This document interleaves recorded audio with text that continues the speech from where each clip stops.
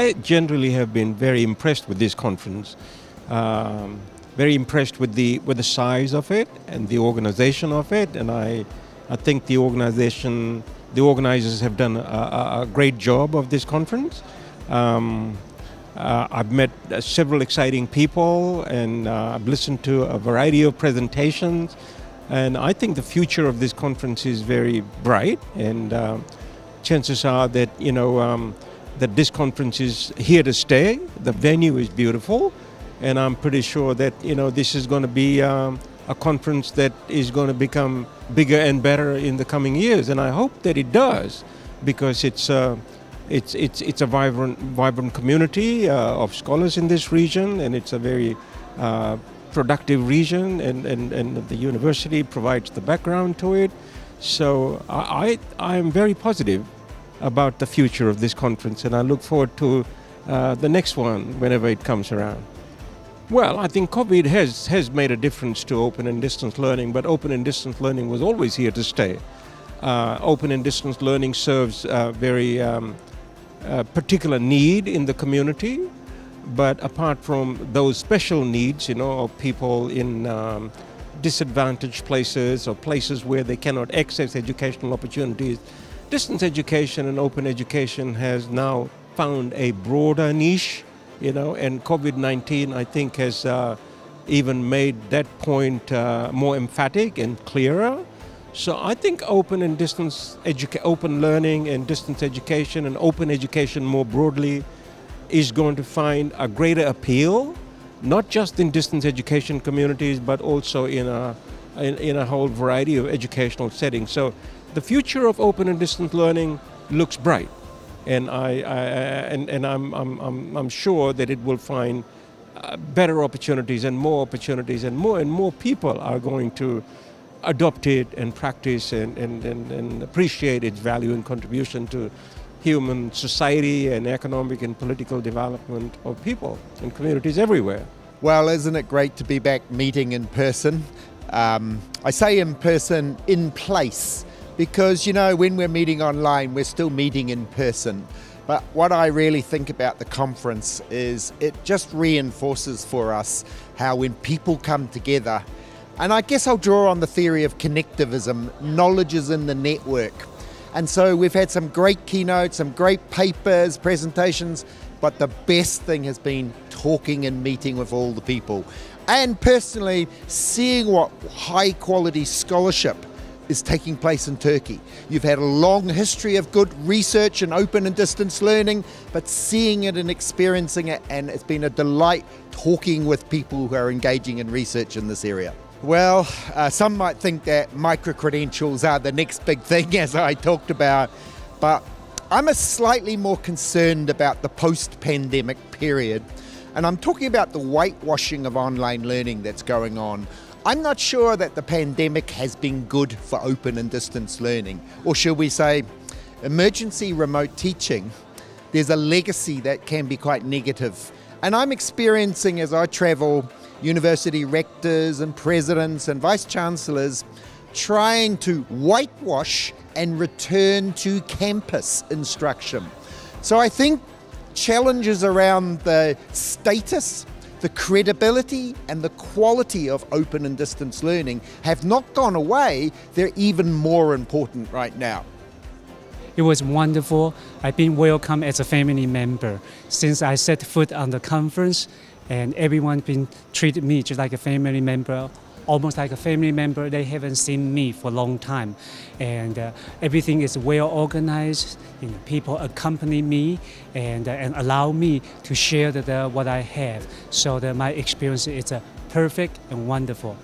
I really like the question, but it was also the most challenging question I've ever been asked, particularly as a mega university. But I don't have a silver bullet, but I believe that being an educator, being a mindful teacher, care about your students, and remember your student. Yes, I understand that may not be possible, but I think human has unlimited power. I like to share this quote with the audience who is reviewing this video interview. I like to share this quote from Maya Angelou. a civil rights activist from the US. She said, people don't remember what you say. People don't remember what you do, but people always remember how you make them feel. So my answer would be, let's do our best to make our students feel good and feel great, feel important. You know, distance education was established in the very beginning to address issues of social justice. Distance education was put in place for those who did not have the opportunities for higher education or any education for that matter. So distance education is perfectly suited to address issues of inequalities. One, by using the technologies to reach the people, even the most remote people. For example, those who do not have access to computers and internet, they can be reached through print medium. So print is one technology which can be used to reach the unreached. And that is one of the kind of primary objectives of distance education. The second is that distance education has always used a targeted approach to reach those who cannot be reached. Recently, you know, I was at a convocation ceremony giving medals to the gold, the gold medals to those who had achieved outstanding results.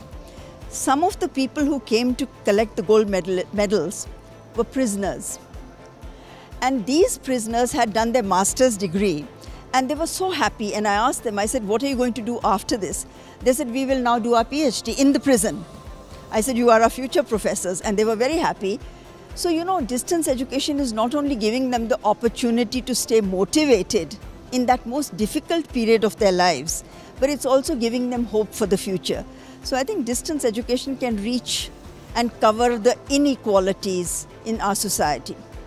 You know, one of the things which we learned from the pandemic was that the education sector was not prepared for this disaster.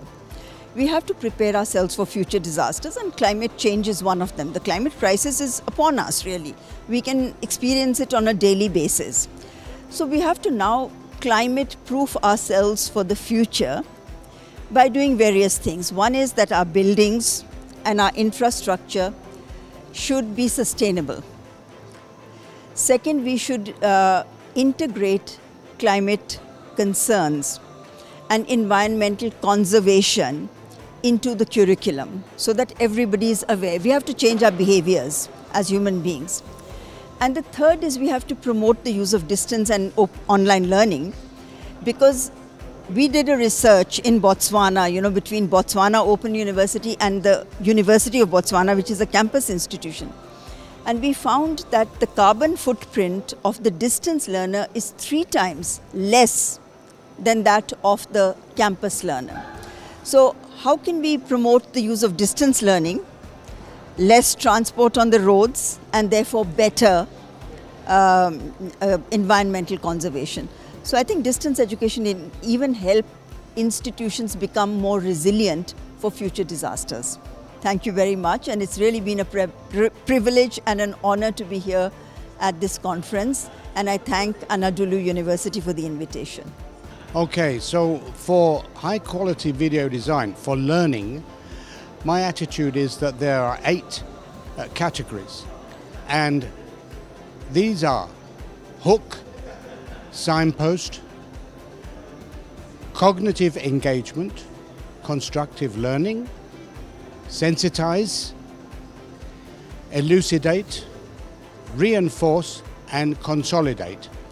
It would take a long time for me to explain all those, but the idea is that it's telling an educational story which has a beginning and end, and also allows the viewer to think and construct their knowledge while they're listening.